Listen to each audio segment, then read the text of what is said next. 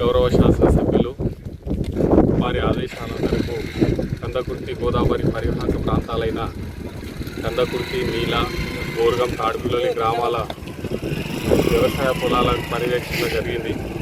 ఈరోజు చూస్తూ ఉంటే సముద్రం తలపించే నీళ్ళు ఎక్కడ చూసినా కానీ గోదావరి ఉప్పొంగి ఈ గ్రామాలకు సంబంధించిన వ్యవసాయ భూములన్నీ నీట మునగడం జరిగింది. వీటికి సంబంధించి ఎప్పటికప్పుడు వ్యవసాయ శాఖ, రెవెన్యూ శాఖ వాళ్ళు కలెక్టర్కి రిపోర్ట్ ఇవ్వడం జరుగుతుంది. పై గవర్నమెంట్ కూడా దీని డీటెయిల్ పంపడం జరుగుతుంది.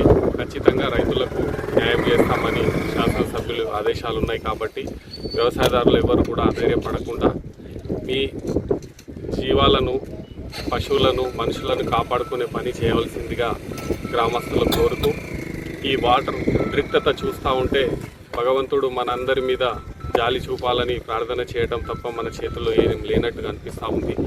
పైనుంచి వస్తున్న వర్షం ఎక్కువ పడుతున్న ఈ మెదక్ జిల్లాలో కానీ, పైన మహారాష్ట్రలో కానీ పడుతున్న వర్షాలు, విపరీతంగా వర్షాల వల్ల గోదావరికి వస్తున్న ఇన్ఫ్లో దాదాపు 4 లక్షలకు పైచిలకు ఇన్ఫ్లో వస్తుంది. కాబట్టి సామర్థ్యానికి మించి వస్తున్న నీళ్లను గోదావరి కమ్మి ఎక్కడ పడితే అక్కడ తాడుపిల్లల వరకు, తాడుపిల్లల్లో గల ఈ జాతీయ రహదారి కూడా ఈరోజు పైనుంచి వాటర్ పారడం జరుగుతుంది.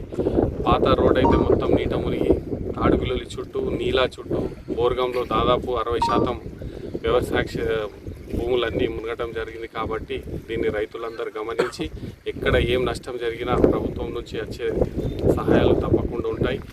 గవర్నమెంట్ మీ వెంట ఉంది.